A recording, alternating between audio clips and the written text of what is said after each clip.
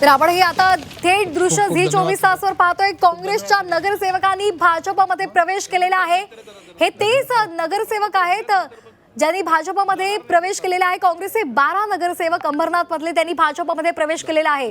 तर मगाशी काही वेळापूर्वीच आपण ती बातमी सुद्धा पाहिलेली होती की ते नॉट रिचेबल आहेत, अज्ञात स्थळी आहेत, मात्र त्यांनी आता भाजपमध्ये प्रवेश केलेला आहे। काँग्रेसला मोठा धक्का बसलेला आहे। आताची महत्त्वाची बातमी आपण पाहतोय। अंबरनाथमध्ये काँग्रेसला मोठा धक्का बसलेला आहे। त्या 12 निलंबित नगरसेवकांनी आता भाजपमध्ये प्रवेश केलेला आहे। तर अंबरनाथमध्ये काँग्रेस आणि भाजपची युती झालेली होती आणि या संदर्भातली ती निर्णय होणार असल्याचं कळताच काँग्रेसनं कारवाई केलेली होती आणि त्यांना निलंबित केलेलं होतं। मात्र त्या आता निलंबित नगरसेवकांनी भाजपमध्ये प्रवेश केलेला आहे। भाजपचे प्रदेशाध्यक्ष रवींद्र चव्हाण, त्याचबरोबर गणेश नाईक आणि इतर पदाधिकाऱ्यांच्या उपस्थितीमध्ये या नगरसेवकांनी हा पक्ष प्रवेश केलेला आहे। महापौर बसेल यात काही शंका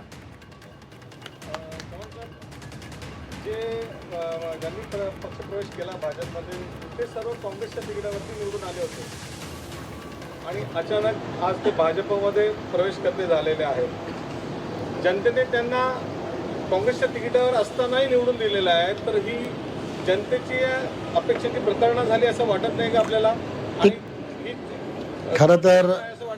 खरं तर आम्ही सर्वांनी त्यांच्याशी सर्वांशी जेव्हा चर्चा केली तेव्हा अतिशय प्रांजळपणे त्या सर्व नगरसेवकांशी जेव्हा चर्चा केली तेव्हा त्यांनी जी त्यांची बाजू मांडली ती अशी अतिशय योग्य अशी बाजू मांडण्याचा प्रयत्न केला। देशाचे पंतप्रधान आदरणीय नरेंद्र मोदीजी यांच्या नेतृत्वात आणि महाराष्ट्रामध्ये आदरणीय देवेंद्रजी यांच्या नेतृत्वातलं महायुतीचं सरकार आहे आणि या सर्व भागांमध्ये त्यांनीही त्यांच्या भागांमध्ये विकासात्मक कामं जी होणं अपेक्षित आहे। प्रत्येकजण निवडणुकीला ज्यावेळेला उभा राहतो तेव्हा जिंकण्यासाठी उभा राहत असतो आणि त्या भागातील नागरिकांना ज्या नागरिक सुविधा उपलब्ध करून द्याव्या यासाठी तो नेहमीच प्रयत्न करत असतो की त्या मी निवडून आल्यानंतर त्या झाल्या पाहिजेत आणि म्हणून बरेच वर्ष त्यांचे आणि आमचे असणारे एक चांगले मैत्रीपूर्ण संबंध आहेत। त्यामुळे चांगल्या वातावरणामध्ये निवडणुका झाल्या होत्या। त्यामुळे जेव्हा त्यांनी हा विषय मांडला की आता ज्या वेळेला पुन्हा सभागृहामध्ये जाण्याची वेळ येईल त्यावेळेला विकासात्मक कामांच्या संदर्भामध्ये नक्की काय होईल, कसं काय होईल, तेव्हा आम्ही त्यांना सांगितलं की पंतप्रधान नरेंद्र मोदीजींच्या नेतृत्वात एकच मंत्र घेऊन आम्ही चालतो, सबका साथ सबका विकास।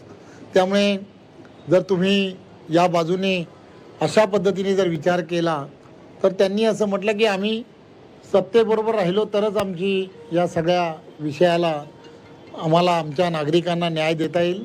तर आम्ही त्यांना 100% तुम्ही आमच्याबरोबर आलात तर आम्हाला नक्कीच आनंद होईल असं आम्ही त्यांना सांगितलं आणि त्यांनीसुद्धा खरं तर सकारात्मकदृष्ट्या त्याही गोष्टीचा विचार केला। म्हणून आम्हीही त्यांचे खूप खूप आभारी आहोत की आम्हालाही त्यामुळे एक वेगळ्या पद्धतीची त्या ठिकाणी चालना मिळेल। कारण कुठेही काम करत असताना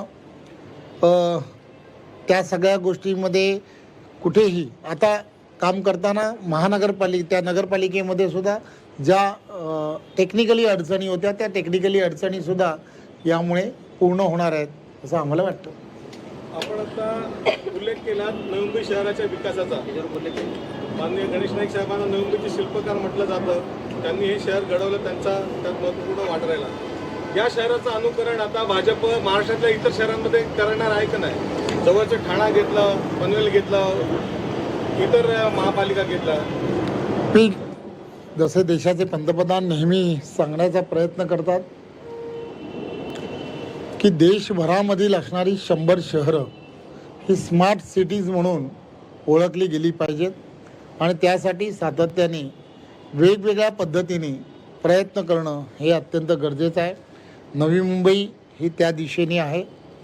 नवी मुंबई आपल्याला सर्वांना माहीत आहे की नवी मुंबई महानगरपालिका आणि या महानगरपालिकेमध्ये ज्या ताकदीने विजन ठेवून नाईक साहेबांनी काम केलं त्यामुळे या संपूर्ण महानगरपालिकेला एक चांगली महानगरपालिका म्हणून ओळखलंच जातं आणि यानंतर सुद्धा ओळखलं जाणार आहे, यात काही शंका नाही.